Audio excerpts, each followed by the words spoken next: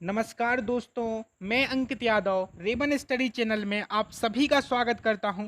दोस्तों, दिन के 3 बज चुके हैं और टाइम है मैथ के मॉक टेस्ट का। ठीक है, तो चलिए शुरू करते हैं आज का मॉक टेस्ट। क्या है आज के मॉक टेस्ट में खास? ये तो कल का सवाल है, होमवर्क दिया था हमने। ठीक है, तो इसमें आप क्या लगाओ, M1 गुणा D1 गुणा H1 और बटे W1 बराबर M2 गुणा D2 गुणा H2 और बटे W2। अब देखो, पहले कितने आदमी? 7। कितने दिन? 7। कितने घंटे? 7। कितना काम? 7 यूनिट। ठीक है, अब देखो बराबर दूसरा कितने आदमी? 5।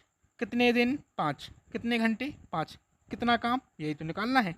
चलो, इस 7 से 7 कट गए, यहाँ बचा 49 और बराबर इन सब का गुना हो गया तो 25 पंचे 125 और बटे में W2।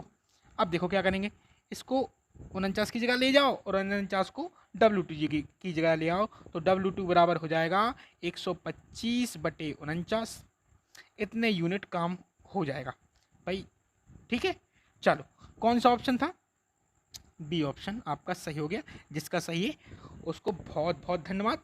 चलो, अगला प्रश्न ए रहा।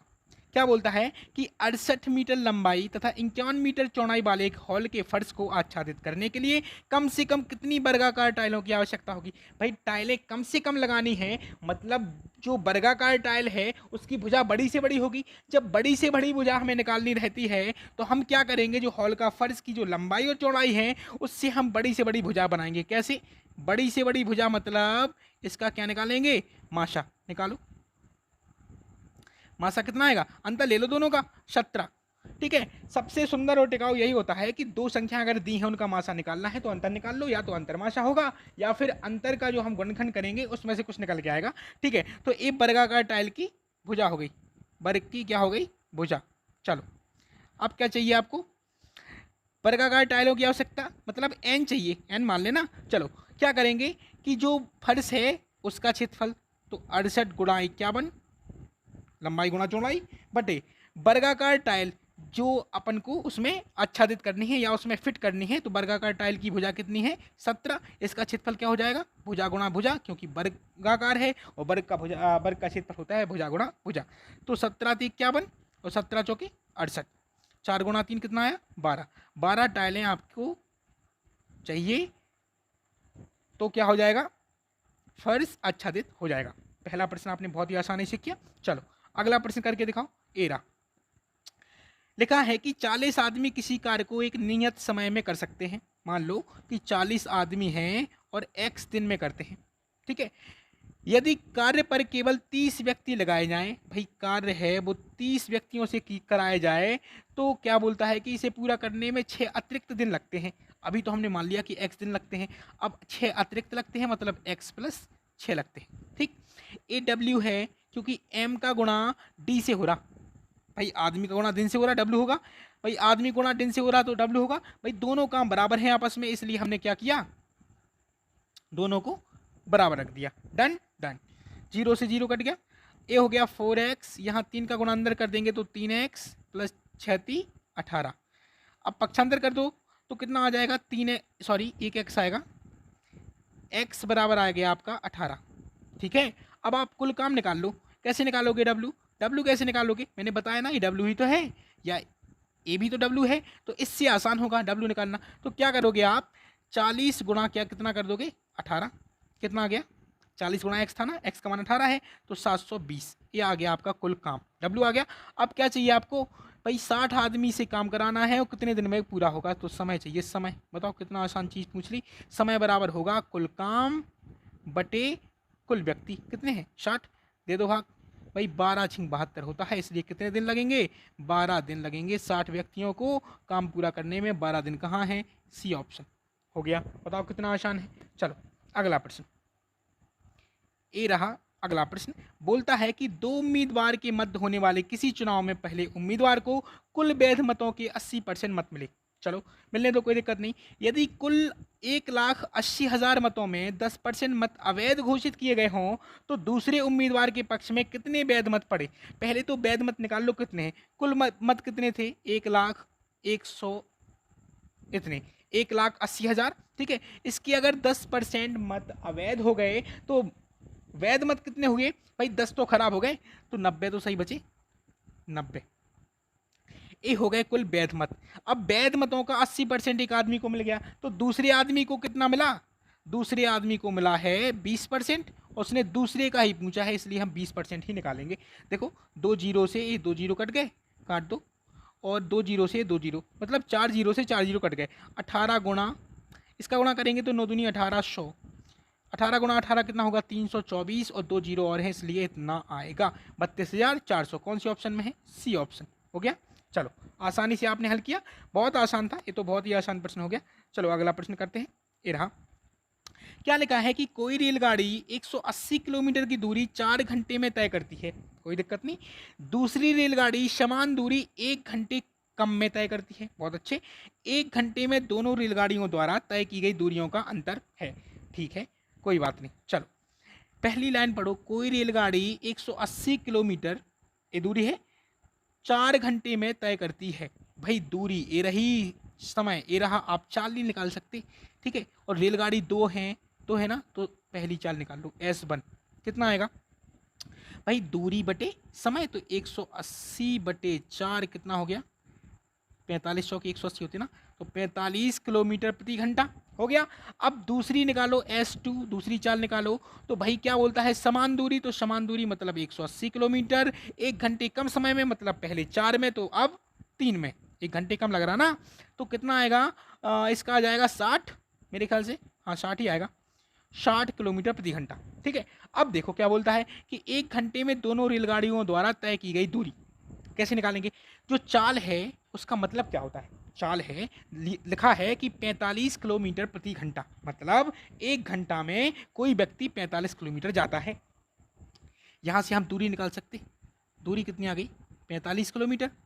मतलब ही यही है कि 1 घंटे में कितना जा रहा? 45 किलोमीटर। दूसरे से निकालो, ये D1 मान लो, ये D2 मान लो, कितना है भाई? 60 किलोमीटर प्रति घंटा अगर चाल है तो मतलब ये है कि 1 घंटे में कितना जा रहा? 60 किलोमीटर। तो भाई दूरी कितनी आ गई? 60 किलोमीटर। अब क्या चाहिए? दूरियों का अंतर। तो भाई 60 में से 45 घटा दो, यही तो अंतर होगा, ठीक है। अंतर मतलब घटाओ, कितना बचा? 15 किलोमीटर। बताओ कितना आसान था, है कि नहीं आसान? कौन सा ऑप्शन? सी, बहुत सही, आसानी से हो गया। आसान प्रश्न आसानी से होता है। चलो अगला प्रश्न ये रहा आपके सामने। बोलता है कि किसी वर्ग का विकर्ण इतने सेंटीमीटर है, मतलब 4√2 सेंटीमीटर है।